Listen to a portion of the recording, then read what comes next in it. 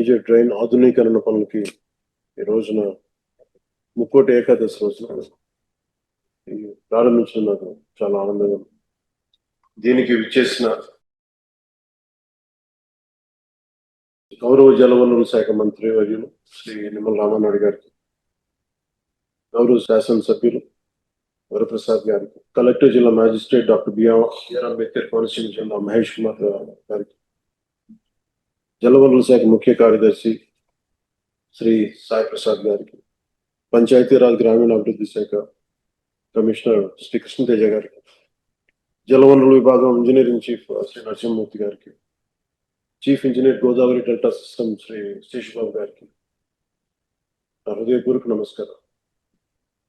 ఇది సుబ్రహ్మణ్య షష్ఠి రోజున ఈ సమస్య ఆ రోజు నేను వచ్చాను. రైతు సోదరులు చెప్పినట్టుగా ఇది ముక్కోటి ఏకాదశికి ప్రారంభం చాలా చాలా ఆనందం. ఇది జరగడానికి మనం అనుకున్నప్పుడు అన్ని జరగాలంటే కుదరవు, కానీ ప్రత్యేకించి మీది 2 దశాబ్దాల ఆవేదన. ఇది దాదాపు 1,00,000 చెట్లు కూలిపోయాయి. ఈ తలలు బాగు చేసిన చెట్లు మన కేశవదాస్ పాలన చూసినప్పుడు మనం వచ్చినప్పుడు కోనసీమని కొబ్బరి తోట లేకుండా ఊహించాం. అలాంటి కోనసీమలో తలలేని మొండెంలాగా ఆ రోజు కనిపిస్తే చాలా బాధ అనిపించింది. వెంటనే మంగళగిరి వచ్చి గౌరవ ముఖ్యమంత్రి గారికి తెలియజేసి వారికి 2 దశాబ్దాలు ఉన్న సమస్యను విన్నవించిన వెంటనే వారు కనీసం 45 రోజుల్లో ఏదో ఒక కన్స్ట్రక్టివ్ ఒక యాక్షన్ ప్లాన్ తీసుకోవాలి సార్ అని ఆయనకి రిక్వెస్ట్ చేస్తే ఆయన 45 రోజులు కాదని చెప్పి దాదాపు 35 రోజుల లోపే ఆయన మనకు కావాల్సిన 20,77,00,000తోటి ఈ రోజున ఈ డ్రెడ్జింగ్ పనులు ప్రారంభించడం, 8 కిలోమీటర్ల వరకు పూడిక తీయడం, 14.5 కిలోమీటర్లు గట్ల నిర్మాణం చేపట్టబోతున్నాం.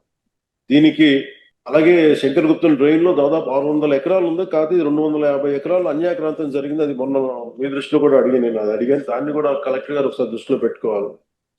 ఈ రోజున మనం ఇంత ఆనందంగా ఇంత సమర్థవంతంగా చేయగలుగుతున్నాం అంటే దీనికి ముందుగా మనం కృతజ్ఞతలు తెలుపుకోవాల్సింది గౌరవ ముఖ్యమంత్రి శ్రీ నారా చంద్రబాబు నాయుడు గారికి. మనస్ఫూర్తిగా రైతాంగం తరపున, కోనసీమ రైతాంగం తరపున, మనందరి తరపున వారికి నా హృదయపూర్వక ధన్యవాదాలు, హృదయపూర్వక నమస్కారం.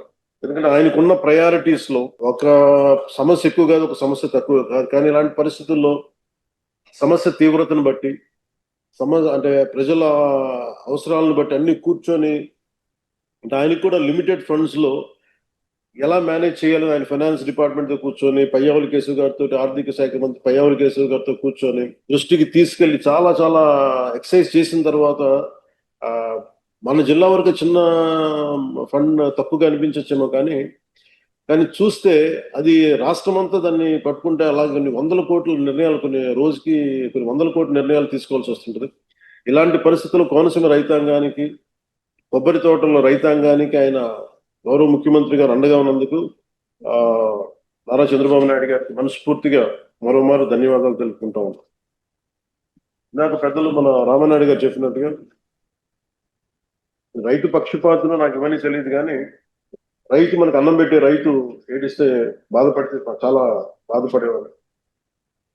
అది ఒక రోజున ఇలాంటి ముక్కోటి ఏకాదశి రోజున అనుకుంటా, అది కూడా మనోహర్ గారు చెప్పారు, మన కౌలు రైతులు చనిపోతా ఉన్నారు, ఇట్లా ఉంది అనేది న్యూస్ చూపిస్తా ఉంటే మనం ఏదైనా చేయాలి అని అంటే ప్రభుత్వాల మీద ఒత్తిడి పెట్టగలం, ఆయన చేయగలం అని మాట్లాడుకున్నప్పుడు నాకు ఒకటే అనిపించింది, కనీసం భరోసా ఏదో ఒకసారి బతకడానికి మన ఇచ్చే డబ్బు ఎంత ఉంటుందని పక్కన పెడితేనే అలాగే ఒక్కొక్క రైతుకి చొప్పున కొన్ని దాదాపు ముందు నేను ఆ రోజు ఒక సినిమా సైన్ చేస్తున్నాను. ఆ రోజు ఆ సినిమాకి వచ్చిన అడ్వాన్స్ ని 5 కోట్ల రూపాయలు వెంటనే ఆ రైతుకి ప్రారంభించడం స్టార్ట్ చేశాను, రైతులకి.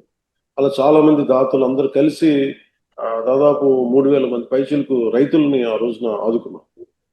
ఇవన్నీ ఎందుకు చెప్తున్నానంటే ఇది అన్నం పెట్టే రైతుకి నిలబడే ప్రభుత్వం ఇది.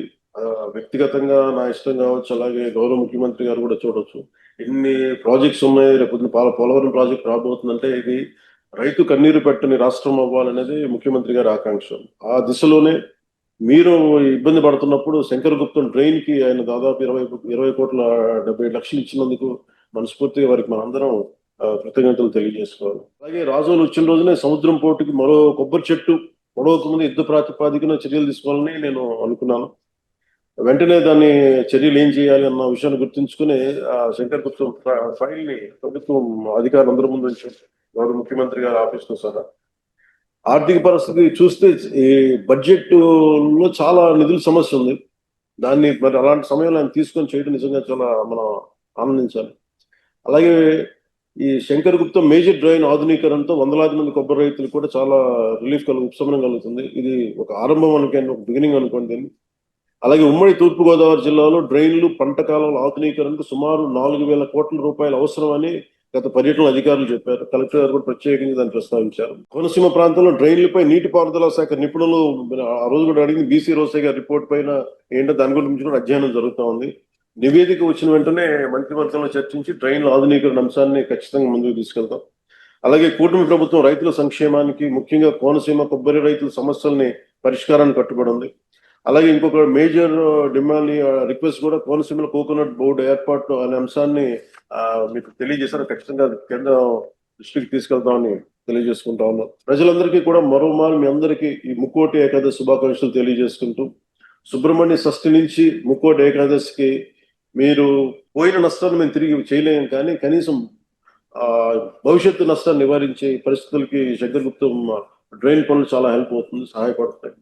దీనికి నిమ్మల రామానాయుడు గారికి ప్రత్యేకించి ముఖ్య అతిథిగా హాజరైనందుకు వారికి నా ప్రత్యేక ధన్యవాదాలు. అలాగే ఆర్థిక శాఖ మంత్రి పయ్యావుల కేశవ్ గారికి కూడా. ఆయనకి రాని రిక్వెస్టులు ఉండవు. ఎవరైనా సరే అన్నిటికీ ఆయనే పాపాలను, అందరి పాపాలు బైరవుల్లో అయిపోతారు. అందరి కోపాలు భరించాలి ఆయన.